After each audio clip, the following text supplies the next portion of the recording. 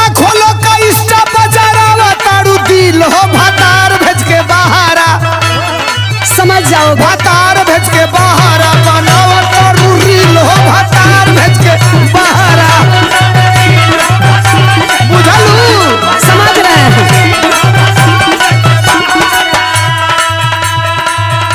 एकदम पागले हो क्या जी, तुमको समझ में नहीं आता है। अब ढील दे तनी तो ढेर मत भीतर घुसा। अरे ये सब बनाने से पागल पैसा आता है।